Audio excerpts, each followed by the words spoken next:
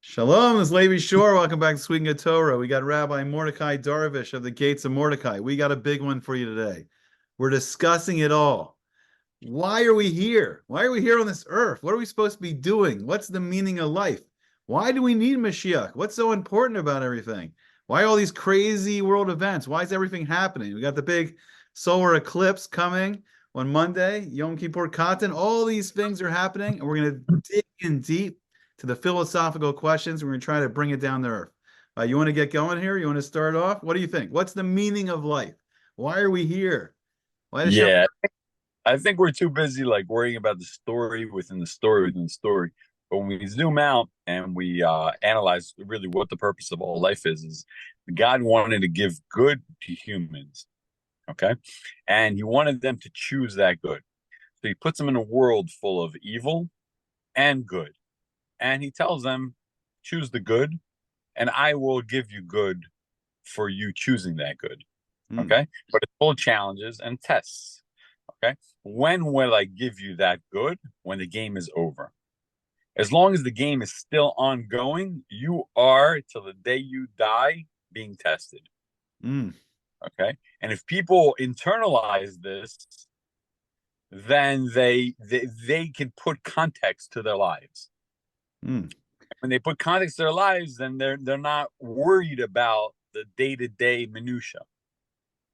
Yeah, it seems tricky. I mean, we got two worlds we're dealing with. We got Olam Hazeh, this world that we're living in, and then we got the future world, Olam Haba. Like how this world's going to transform. But right, we get caught. It's very tricky because we really want a good life in this world for sure, and then it'll be nice if we have a good life in Olam Haba. Because like people are caught up in like, well, I want a big, beautiful house. I want a beautiful wife. I want beautiful cars. I want beautiful kids. I want that Harvard education.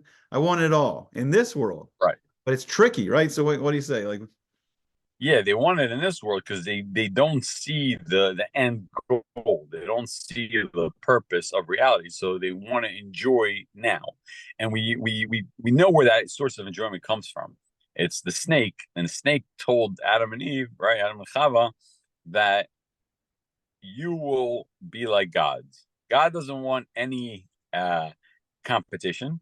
So if you eat from the tree of knowledge of good and evil, then you will be like gods, knowing good and evil. And we all have something in us that wants to be like God. We're godly souls, right? We have something that's pushing us from the holy side, and that's the godly soul part. And we have something that's pushing us from the unholy side, from the Satan, right? The evil side that's pushing us to not be holy, but do it in a godly manner. What is that godly manner? That godly manner is the ability to acquire knowledge, and knowledge is power.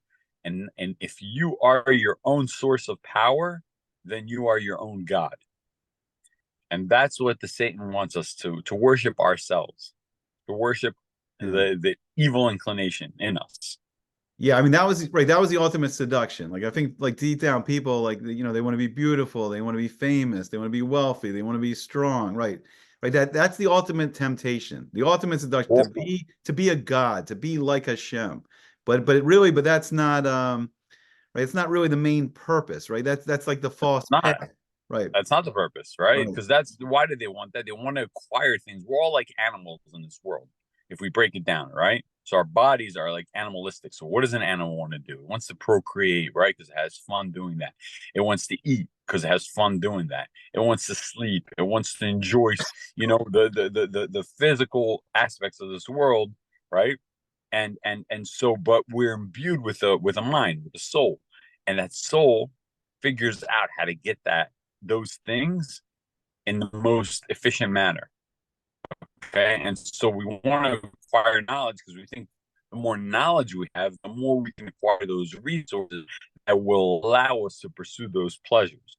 Right. Because if I have all the money in the world, then I can have access to all the pleasures in the world. Yeah. Right.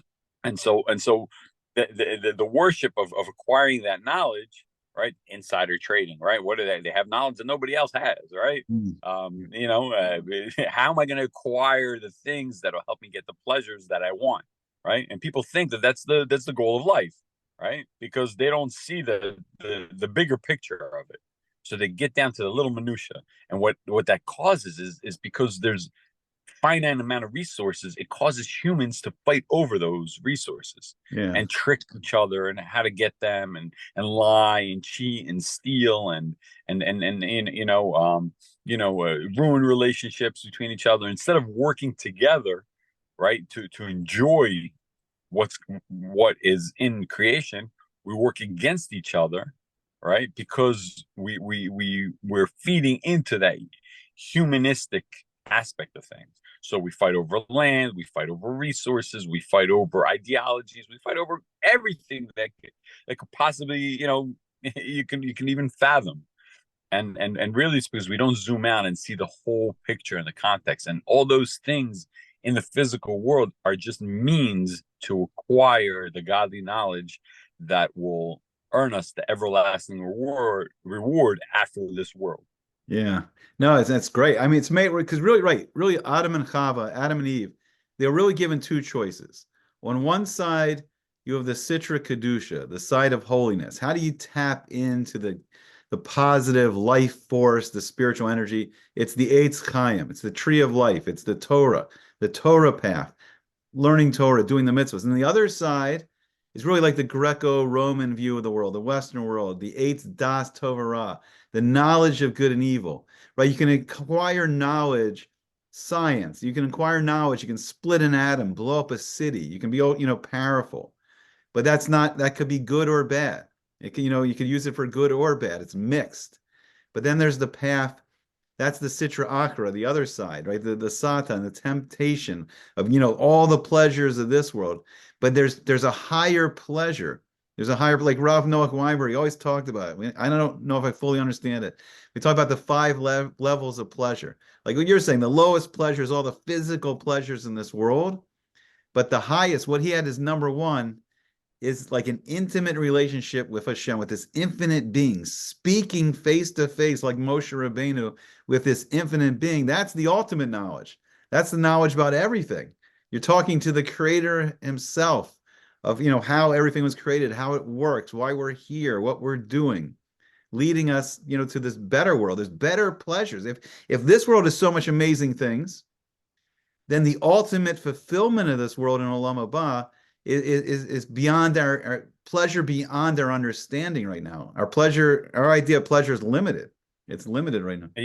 I think that's the crux of the issue is this world a means to an end or is it an end in itself?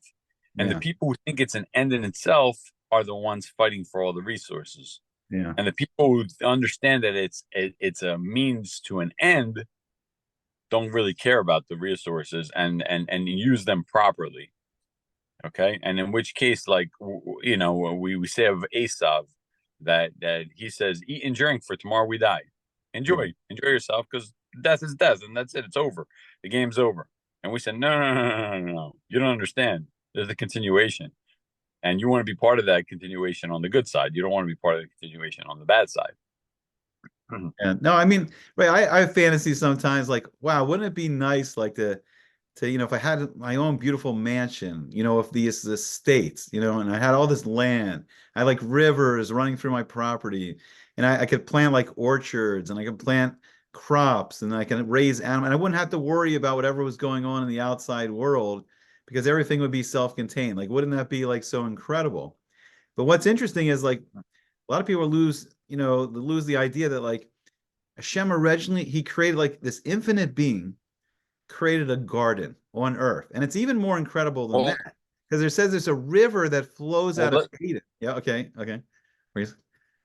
next question: if you had all those things, if I just plop $500 million in your bank account and gave you all the goodness this world has to offer, house, cars, everything's paid off for, what would you do with your time exactly?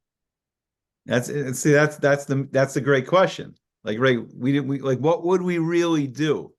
What would you do? I mean, the world is consumed with spending their time to either get those resources or enjoy those resources. So, what would you do with those resources?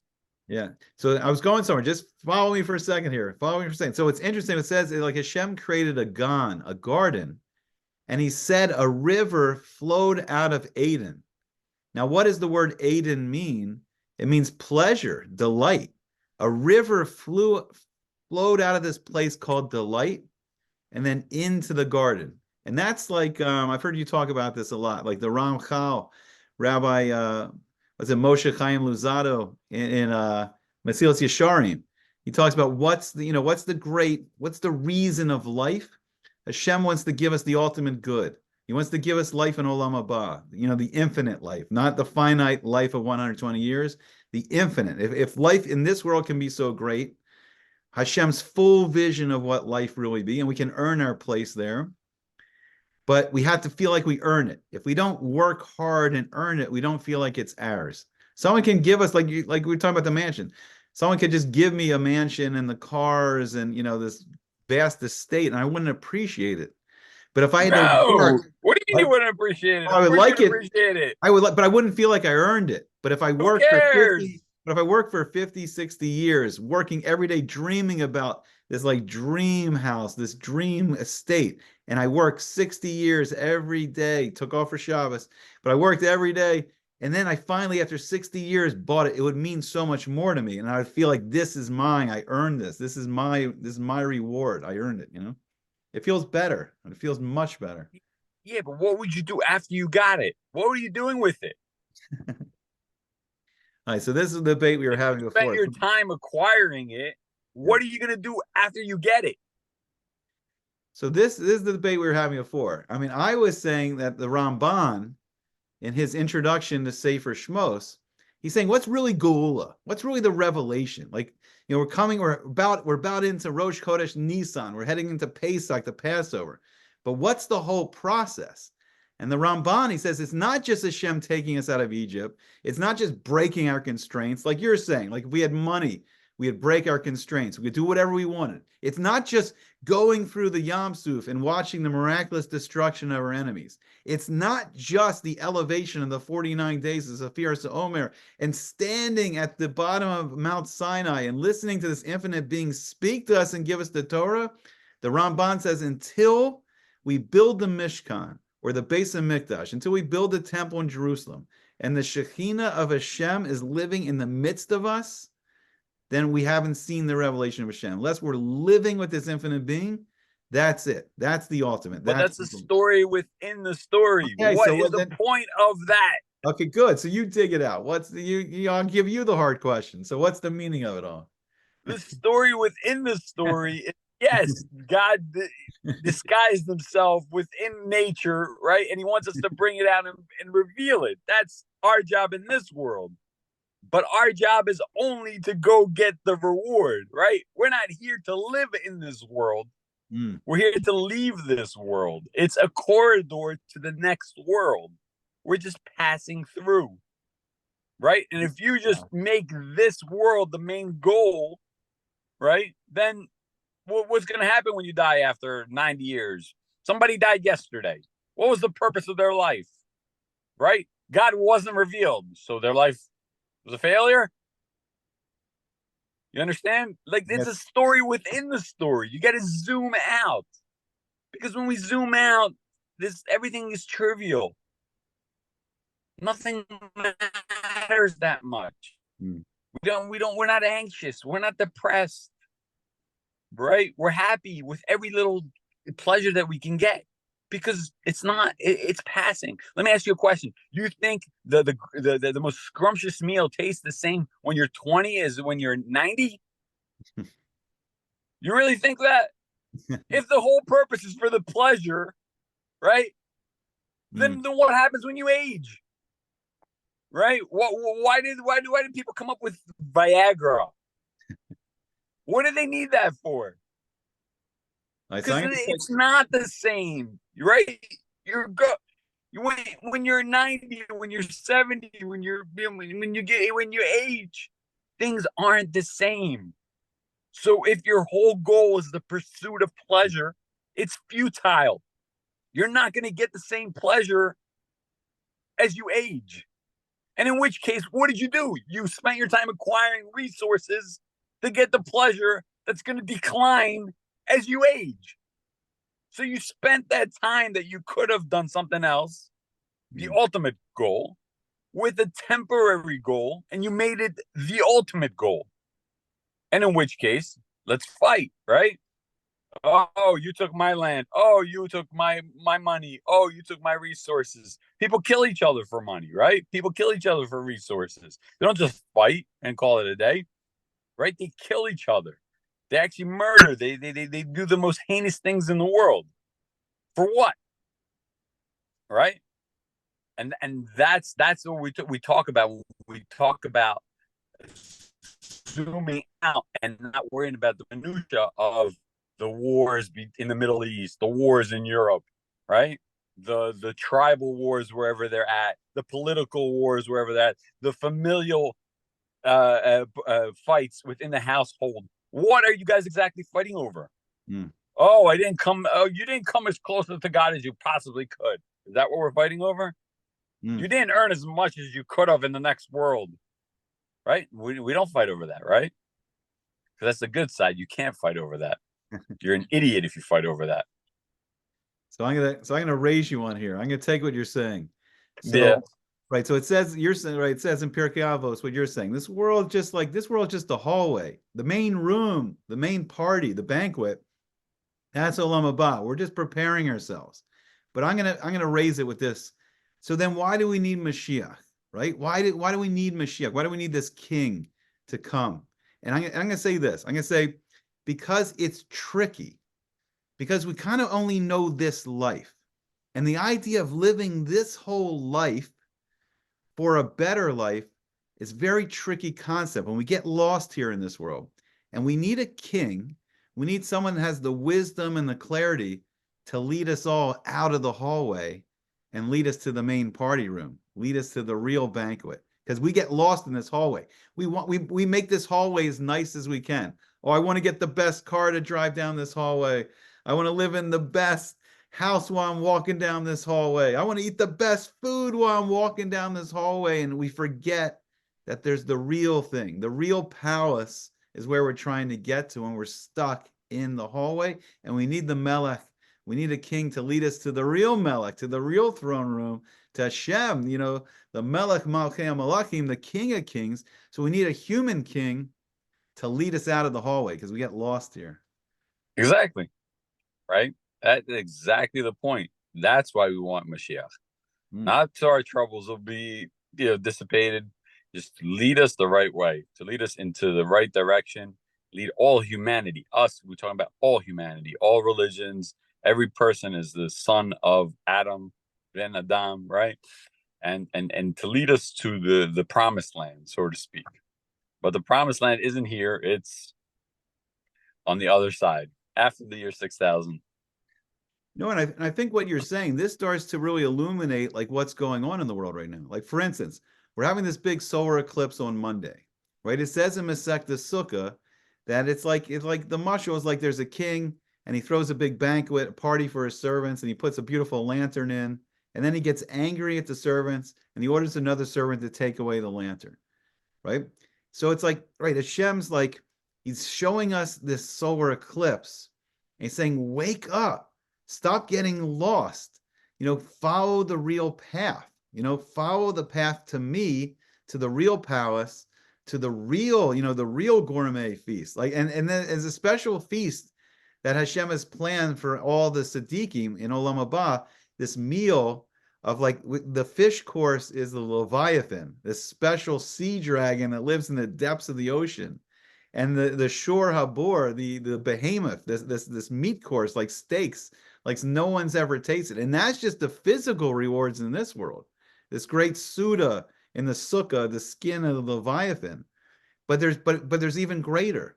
There's the spiritual rewards. There's rewards that can't fit into the physical world. And we don't quite understand it, but we understand physical rewards. We understand how fun it is to drive like a Lamborghini, or like a beautiful sports car, or live in a nice house. We understand the physical pleasures. And there is sign for us. There is simon to help us understand that there's greater pleasures out there. There's the spiritual pleasures. And it's confusing. So Hashem's given us the Torah, given us the mitzvos, and the mitzvos are like little lamps that are lighting up the pathway so we can find our way out of the hall into the palace. Like Hashem's lit up the path for us so we can follow it. Yeah, anybody who wants to open up their eyes, can and see that. But the question is, will they, and are they going to do that? The Zohar has uh, interesting way of saying it. Enayim lahem v'lo yirau. Like they have eyes, but they can't see. All right. And what does that mean? Like you see the physical, but you don't understand what's behind the physical. And anybody who doesn't believe yet that there's a spiritual world, or really has to just study the metaphysics of things, right? And when you see that every bit of matter is made up of atoms, and those atoms are even smaller particles, quarks, and everything's like just energy, and you just look at the physical, and you look at the physical world, and you just contemplate that and try to make assessments because of that, then you're totally lost, right? You're totally lost and consumed by the physics of it, and you're going to be wrong. Yeah. No, I mean, I'm not the first person to say this. There's been millions of people to say this, but we wake up in the morning, especially if we wake up and we daven nates, we see this beautiful sunrise, and it's like a masterpiece painting. All these beautiful colors, and Hashem saying, "Wake up! I create this beautiful day for you. I want you to enjoy it." Right? And there's all these animals all around. Like, we're really blessed here. Like, my neighbor feeds the birds. So we have all these amazing birds flying around and singing their song. Like, it's like what's called the famous book, the Perek Shira, how all of creation sings a song of thanks to Hashem. And sometimes we get lost. We're not singing our great song to Hashem. Like, if we really appreciated how great, Well, uh, why do we get lost? because it's like you say, I need a steak, I need the Orioles to win today, I need this, I need that, everything I want, like those Because animal I'm desires. the only thing in creation that could delude myself to thinking that I'm something else. Yeah, A cat doesn't delude itself to thinking it's a dog, yeah, right? And not vice versa. The sun doesn't think it's the moon doesn't think it's the sun, right? The tree doesn't think it's water, water doesn't think it's a tree. We're the only ones who can act, yeah, right? We're the only ones who can delude ourselves into thinking we're animals when we're really godly beings. yeah. And so we act in accordance with our bodies, our animal instincts, as opposed to our higher godly soul. Right. And right, I think I would get lost if we really felt like, if we understood Hashem's love for us, we wouldn't worry. Like, I love that famous midrash that says, like, did you ever see, like, I forgot the exact thing, but it's like, did you ever see a fox working as an accountant, or did you ever see, like, a dog working as a shopkeeper? Meaning, like, the animals are never worried. They live out in nature and Hashem feeds them. They're not worried. They don't have jobs. They don't need a college degree from Harvard. But we get so stressed out about paying the bills and where I'm going to live next and what's going to happen, and where's my wife, where's this, where's that. We get lost in all that, and we forget that there's this infinite being. There's the Melech HaOlam. There's a king of the universe that's creating every day special for all of us, creating a beautiful world for all of us, gave us the Torah and the mitzvos to illuminate our path, gave us this great wisdom to understand life fully and live it to the best, and then earn the ultimate reward. Earn the ultimate reward of life in Olam Haba. But it's confusing because all we really see is Olam Hazeh. All we really see is this world. Sometimes it's hard to think, like, I'm doing all this for, to build this future world. It's a tough concept sometimes. It's the hardest concept, but it's the only concept, right? We're led by the Satan. This world is a satanic world, right? It sounds weird. It's like, what do you mean? It could be secular and not satanic, not religious, but it can't. There's only two sides. There's a side Yeah. of light and a side of darkness. There's no in the middle, right? And we're seeing that play out right now. You know what I mean? Yeah. With the crazy agendas that are coming through the pike, and people are just all over the place. They have no guide, right? No one's really. I asked a group of kids. I'm like, who's your role model? They don't have any. They don't have any. They don't look up to their parents. Mm, People on social media or whatever. They know it's fake, and they don't have any role models. Everybody's doing whatever they want, mm. right? Isha Yashar ben Aviasa. Whatever they see is right in their eyes. That's what they're running after, and the world is lost. That's why you need the Mashiach, the Messiah, to come and show us the proper way. And Yeah. which Mashiach, right? Because people of all sorts of religions have their true one that's supposed to come. Well, listen, let's talk to God. Let's talk to the creator of this chessboard, if you will, called the world, right? And who does he say it is? And he says it's from the lineage of David, right? Which is, the Jewish version of the Mashiach Messiah, Yeah. right? He's the one that's going to do it, and no other versions, right? Because God only spoke to one people. He didn't speak to individuals and told them to go out and broadcast the message, whether it's through war, which was done by Islam, or through peace and love, which is done through other godly figures, if you will, Yeah. right? Superhuman figures. No, I think you said something beautiful before. I think it's from a sect of Sukkah. You're saying like if the nations of the world truly understood how when the Jewish people learn Torah and do the mitzvos, how it brings blessing into the world and how it elevates the whole world, like they would help us. Like there wouldn't be anti-Semitism. They would be encouraging us. They'd be like, here, please learn some Torah today, do some mitzvos so we can see more blessing into the world. But like the whole Right. world's like an We're illusion. Like right. check, We're called to light onto nations. What does that mean, light onto nations? In addition to teaching them the proper way, because God taught us the proper way, it's to we bring down the light which illuminates the whole world. So if the nations of the world knew that we did that, then they would foster that. yeah. But they don't know, so they fight against that. They know there's something in us, but they don't quite know what it is, and so their animal instincts wants to like just grab it and take it and destroy it and blame us for it. Right. So I'm right. I think in some ways, like all the things that are going on in the world, like the rising anti-Semitism, this war between Iran and Israel, which it seems to be heating up every day. There's soup in the kitchen if you need some soup.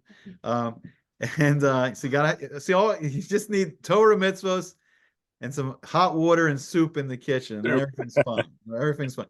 No, but it's like, but like we're not quite doing our job. We're not quite being the light of the nations because, like you were saying before, we got lost in this hallway. We forgot that the Torah is the book of the ultimate wisdom of Hashem. And Hashem needs us to do our job because in order to show how much blessing can come into the world, the Jewish people, we have to do our job again. We have to like really, we have to really know the Torah inside and out. We have to know the wisdom. We have to be doing the mitzvahs. And then when we're doing what we're supposed to, it opens up all the spiritual channels of light, all the bracha, all the blessing comes in the world. And then we see that messianic age. Then we can see like, I mean, literally we can get rid of death, get rid of the Yetzer Hara, get rid of get rid of disease, get rid of all these things, all the suffering of mankind, but everything's blocked up. Like the Sitra Achra, the other side, it blocks that light. On a spiritual level, you have these klipos, like these shells. They darken the light, they darken the flow, they clog up the spiritual flow. And learning the Torah and doing the mitzvahs, they get that spiritual flow going, the shefa, and then the bracha comes down. But unfortunately, when the more we're misled, the more we're not doing our job, the spiritual flow is blocked up, and then we got disease, we got wars, we got death, we got the world we know right now. But this world can be so much more. This world can return to the state of Gan Eden, the garden of delight, the garden of delight, and this whole world's supposed to be the garden again. It's supposed to be the paradise, but we got to do it the way Hashem, gave the instructions say to do it. How do we do it? Is the path. There's a path, the Torah and the mitzvahs, and then the teshuva is really us wanting to be close to Hashem. Wanting to have that great relationship again, wanting to have the Beis Hamikdash, wanting to have Hashem's presence in the midst of the world. So people can literally say, that there's God right there. There's the Shekinah right on top of the Arna Kodesh, right on top of the Ark of the Covenant and the Kodesh HaGadoshim and the Holy of the Holies. The world will see. The world will come streaming to Jerusalem, and they'll know there's a God. And kind of right now, we live in like the darkened, concealed world where they don't see God so clearly all the time. The Dark Ages. And we're really, we're in the Enlightenment, but the Enlightenment really is the Dark Ages. The Enlightenment, the atheist Enlightenment, is really the Dark Ages. We got Well, 10 it's minutes more. interesting. Yeah, It's 10 interesting minutes. that like the Zohar says that in around the 1800s, the channels of wisdom will open up, Mm. and that's when the Industrial Revolution happened, and everybody's like coming up with new inventions daily, almost hourly, as we're speaking, there's so much wisdom in the world, but it's the knowledge, wisdom of the knowledge of good and evil, Yeah. right? It's the other knowledge of the physical world. But what we have the power to do is bring the knowledge of the metaphysical world, the spiritual world, into humans. And if we learn the proper way and teach the proper way, then that can be manifest. Right. No, I mean, I think right. I think the Torah at its highest level, at the level of Sod, the level of secrets and mysteries and what's called Kabbalah, right? It's really the spiritual science of how the world's created, how the world's run. I mean, it's called the Misa Bereshis, the Misa Merkaba. And when you understand the spiritual science, you see how that's the spiritual framework, that's the spiritual circuit board that all the physical science is created out of. And everything that's happening in world events and in the physical sciences is the manifestation of the spiritual science. So a great example is like the solar eclipse. Like, right, I mean, Hashem is sending a simon to the world, simon Ra, we got to wake up, but he wants it to get on the right track, but he's sending messages through the constellations, the mazalos, the zodiac, and all these messages are constantly coming in the world. And it's a communication between Hashem and us. But through the Torah, if we can understand the messages, then we Right. can do what we're supposed to do and get all that good spiritual flow going, and we can see the world blossom. Like really, I mean, it's interesting. Like, they say like Israel, they planted some trees, but it's still basically desert. The world has not seen the garden that Eretz Yisrael is going to become. It's nowhere near its full potential. I mean, the prophecy in Yechezkel and Ezekiel, there's this great natural spring underneath the Harabayas, underneath the Temple Mount. And the prophecy of Ezekiel says there's going to be a great river that comes out from under the Temple Mount, and the Mount of Olives is going to split. And this river is going to, I think there's going to be one's going to wash the Mediterranean, one's going to wash the Dead Sea. And I think it's Ezekiel 25, if people want to look it up. And it's going to wash through the Dead Sea and it's going to clean out all that salty water.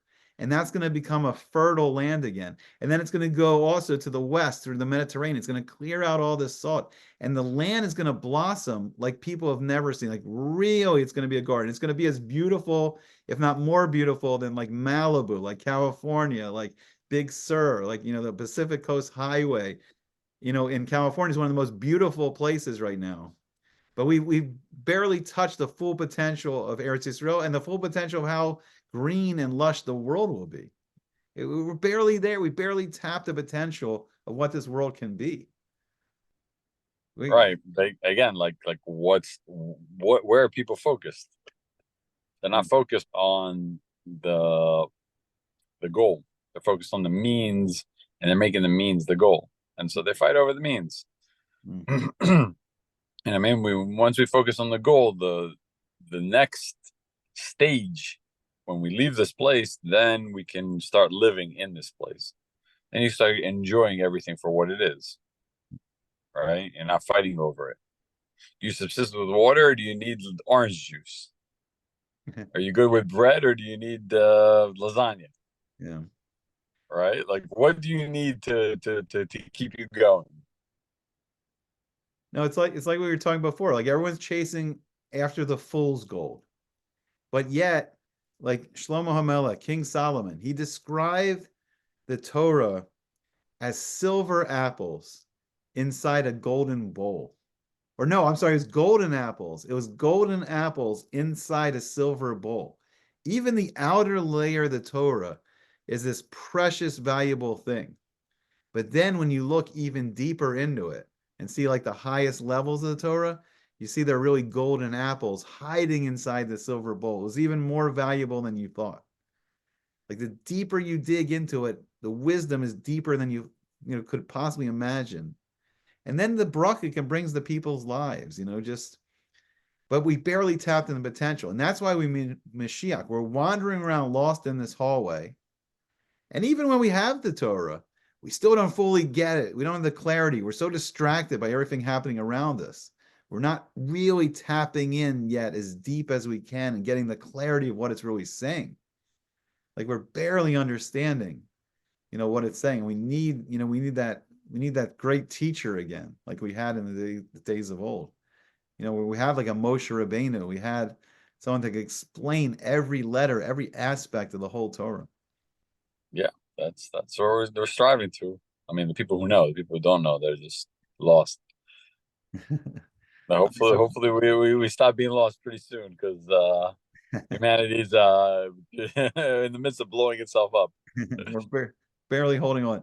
I mean, that's really deep concepts. I don't have much more. You have anything final you want to say, or Nah, just like as we always say, just keep learning. Like, you're not on this earth to just be a better animal than you were yesterday.